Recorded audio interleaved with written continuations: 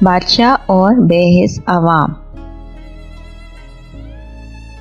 ایک بادشاہ تھا، اس کے دور میں مال کی بہت روانی تھی۔ وہ بہت سا مال اپنے پر خرچ کرتا تھا۔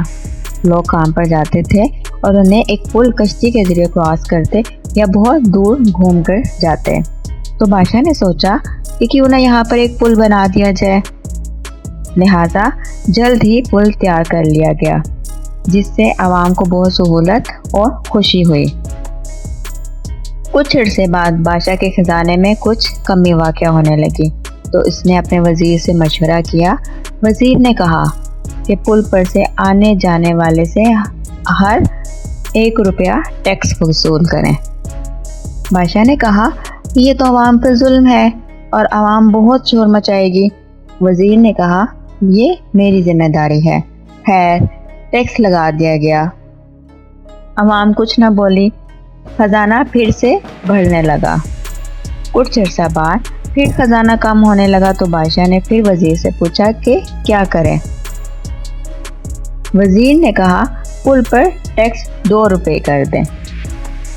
خیر، اس طرح کرتے کرتے ٹیکس 10 روپے تک پہنچ گیا۔ عوام کچھ نہ بولی۔ بادشاہ سوچنے لگا کہ کس قسم کے بے حصہ عوام ہے۔ خیر، بادشاہ نے سوچا کہ کچھ ایسا کریں کہ جس سے عوام چیخ اٹھے، اور وزیر جو ہر وقت کہتا ہے کہ عوام کچھ نہیں بولے گی اور اس کی بات بھی غلط ثابت ہو۔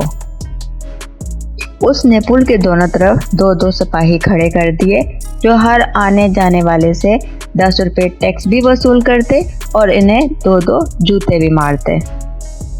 اگلے ہی دن ساری عوام محل میں جمع ہو گئی، اور یہ دیکھ کر بادشاہ بہت خوش ہوا کہ اب وزیر کی بات غلط ہوگی۔ بادشاہ نے وزیر کو بلایا اور کہا دیکھو، آج عوام بول اٹھی۔ وزیر نے کہا کہ آپ پہلے ان کی فریاد سنیں کہ آخر ماجرا کیا ہے۔ بادشاہ نے عوام سے دریافت کیا۔ لوگوں نے کہا بادشاہ سلامت، آپ نے جو پل تعمیر کروایا اس سے عوام کو بہت سہولت ہو گئی ہے، لیکن بعد میں آپ نے اس پر 1 روپیہ ٹیکس لگایا، جو کہ بڑھتے بڑھتے 10 روپے تک ہو گیا، اور ہم نے کچھ بھی نہیں کہا۔ اب آپ نے پل کے دونوں جانب 2 سپاہی کھڑے کر دیے، جو کہ 10 روپے بھی لیتے ہیں اور 2 جوتے بھی مارتے ہیں۔ اب مسئلہ یہ ہے کہ اس سے ہمارا کافی وقت ضائع ہوتا ہے۔ آپ مہربانی کر کے سپاہی اور کھڑے کریں تاکہ وہ جلدی جلدی جوتے لگا کر سب کو فارغ کریں۔ بادشاہ اپنا سر پکڑ کے بیٹھ گیا۔